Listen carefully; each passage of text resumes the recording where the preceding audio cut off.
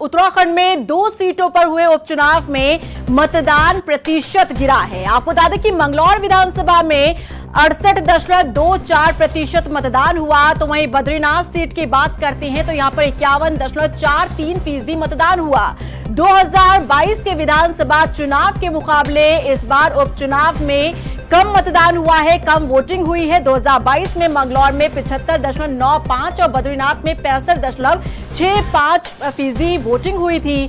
13 जुलाई को उपचुनाव का परिणाम सामने आएगा, लेकिन उससे पहले अब इस पर मंथन किया जा रहा है कि आखिर क्या कुछ वजह रही कि वोटर्स अपने घर से बाहर निकलने में कतराते हुए नजर आए हैं इस बार उपचुनाव में, क्योंकि 2022 के मुकाबले इस बार उपचुनाव की अगर हम बात करते तो वोट प्रतिशत घटा है। उत्तराखंड में 2 सीटों पर उपचुनाव हुआ। बीते दिन उपचुनाव हुआ था मंगलौर में, और आपको बता दें किस तरीके से मंगलौर की जनता ने वोट तो दिया, लेकिन यहां पर वोट प्रतिशत की अगर हम बात करते हैं तो वो घटता हुआ नजर आया है।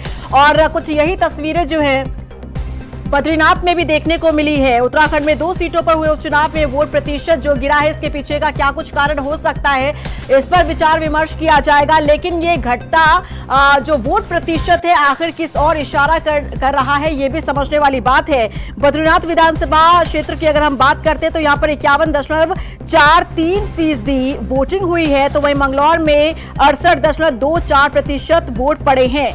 2022 के मुकाबले अगर हम बात करते हैं तो इस बार का वोट प्रतिशत गिरा है। 2022 में मंगलौर में 75.95% वोटिंग हुई थी, तो वहीं बद्रीनाथ में 65.65% मतदान हुआ था। बता दें कि 13 जुलाई को उपचुनाव का परिणाम सामने आ जाएगा और कौन किस पर भारी पड़ा है इसकी तस्वीर भी पूरी तरह से साफ हो जाएगी। और सीधा रुख कर लेते हैं अपने संवाददाता मनीष रंगवाल का, लाइव जुड़े हैं हमारे साथ देहरादून से। मनीष, कल 2 सीटों पर उपचुनाव हुआ उत्तराखंड के, लेकिन यहां पर वोट प्रतिशत की अगर हम बात करते हैं तो 2022 विधानसभा चुनाव के मुकाबले इस बार उपचुनाव में वोट प्रतिशत गिरा है। ये किस ओर इशारा करता है मनीष?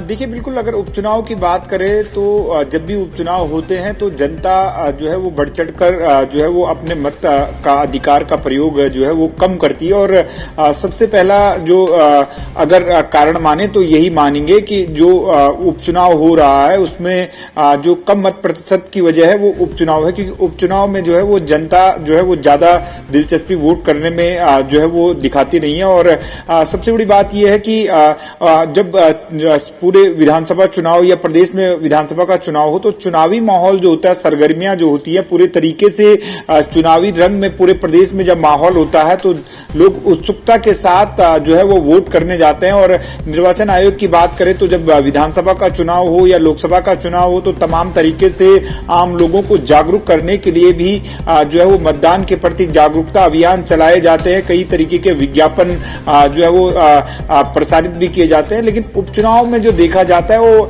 ज्यादा प्रचार प्रसार भी मतदान करने को लेकर जो है वो देखने को नहीं मिलता है, और ज्यादा जागरूकता के अभियान भी चलाए जाते नहीं है। और यही वजह है कि उत्तराखंड में हो या देश में हो, जब भी उपचुनाव होते हैं तो उसमें मत प्रतिशत जो है वो कम जो है वो दर्ज किया जाता है। और यही हाल कुछ बद्रीनाथ में और मंगलौर में भी देखने को मिला है।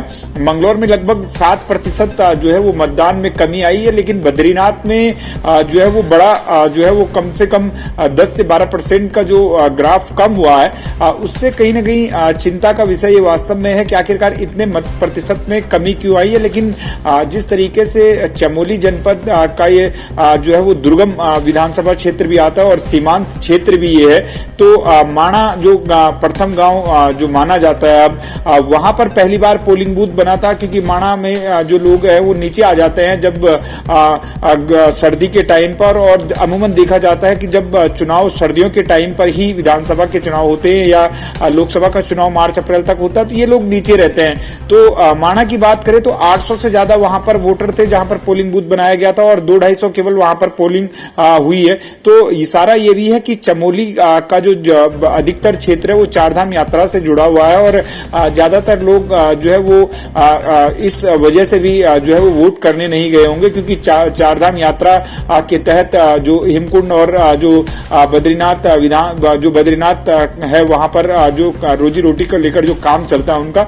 और दूसरी वजह जिस तरीके से कल मौसम भी जो है वो बद्रीनाथ में रहा है, क्योंकि लोग इस वजह से भी कम गए होंगे, क्योंकि बारिश की वजह भी एक हो सकती है। और जगह जगह जिस तरीके से रोड ब्लॉक भी कई जगहों पर हुई थी बद्रीनाथ में, तो उससे यह वोट प्रतिशत में कहीं ना कहीं कमी जो है वो आती जा रही है। लेकिन वास्तव में ये चिंता का विषय, और उपचुनाव में कैसे मत प्रतिशत आगे बढ़ाया जाए इस पर भी कहीं ना कहीं निर्वाचन आयोग को सोचना होगा, क्योंकि आम चुनाव में या विधानसभा चुनाव में जो है वो लोग वोट करने तो जाते हैं, लेकिन उपचुनाव में वोट करने कम जाते हैं, तो उससे कहीं ना कहीं नतीजों पर भी सीधे तरीके से असर पड़ता है। और अमूमन देखा जाता है कि यही बड़ी वजह है कि एक तरफ लीड जो है वो उपचुनाव में देखी जाती है। जी बिल्कुल मनीष, क्योंकि देखिए अभी हाल ही में हमने देखा लोकसभा चुनाव में भी किस तरीके से वोटर्स में वो जोश नजर नहीं आ रहा था, जिस तरह का जोश होना चाहिए था वोटर्स में, वो मायूस नजर आया। अब उपचुनाव एक उदाहरण के तौर पर देखा जा सकता है।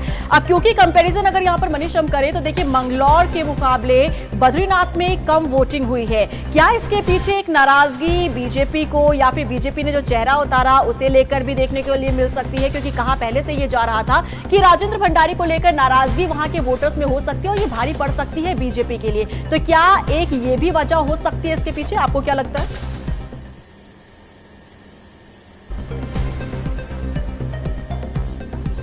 देखिए, मुझे जो लगता है कि जिन लोगों में नाराजगी अगर राजेंद्र भंडारी के कांग्रेस पार्टी छोड़ने से और फिर बीजेपी में शामिल होने से, जिस तरीके से उन्होंने विधायकी से इस्तीफा दिया और जिसकी वजह से फिर से चुनाव हो रहा है, तो अगर यदि लोगों में नाराजगी होती तो मेरा जो आकलन है वो ज्यादा वोटिंग होती, क्योंकि अगर लोग नाराजगी व्यक्त करना चाहते हैं तो लोकतंत्र में यही सबसे बड़ा जो है वो बड़ा माना जाता है कि जो सबसे बड़ा हथियार होता है लोकतंत्र में वो आम आदमी के पास वोट का अधिकार होता है, और वोट के अधिकार से उसका जवाब दिया जा सकता था। लेकिन जिस तरीके से वोट प्रतिशत में गिरावट आई है, उससे तो मुझे नहीं लगता है कि राजेंद्र भंडारी के खिलाफ लोगों में जो है वो आक्रोश रहा होगा। यदि आक्रोश रहा होता तो वोट के जरिए जो है वो अपना आक्रोश निकाल सकते थे। लेकिन जो पोलिंग हुई है, हो सकता है उस पोलिंग में कहीं ना कहीं आक्रोश रहा हो और उन्होंने जो है वो राजेंद्र भंडारी के खिलाफ वोट किया हो।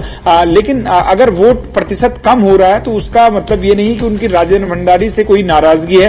हो सकता हो इस वजह से न गए हों यार कि जो विधानसभा का चुनाव के बाद जिस तरीके से कुछ टाइम पहले भी लोकसभा का चुनाव हुआ है, फिर राजेंद्र भंडारी चुनावी मैदान में है, तो उन्हें एक वोट करने का उनका उद्देश्य हो सकता है कि वो समझ पा रहे हो ना समझ पा रहे हो कि वोट करना कोई उद्देश्य इस समय है नहीं, क्योंकि उपचुनाव हो रहा है। इस वजह से हो सकता है कि आक्रोश रहा हो। लेकिन आक्रोश अगर रहा होगा, और मुझे लगता है कि जिन लोगों में आक्रोश रहा होगा राजेंद्र भंडारी के खिलाफ, वो जरूर पोलिंग बूथ तक गए होंगे। और जिस नेता को, जिस प्रत्याशी को उन्होंने जिताकर एक विधायक बनाया, लेकिन किस तरीके से जो आशीर्वाद वहां की जनता ने दिया उसके साथ छल किया गया और दल बदल लिया जाता है। तो हो सकता है कि नेताओं के प्रति एक नाराजगी वहां की जनता की निकलकर सामने आ रही हो कि हमारे आशीर्वाद का, हमारे वोट का एक तरीके से निरादर करते हुए नजर आते हैं ये नेता। और हो सकता है यही कारण, देखिए 2-3 कारण जो है वो सीधे तरीके से बद्रीनाथ में जो लगाए जा रहे हैं। एक तो जिस तरीके से मौसम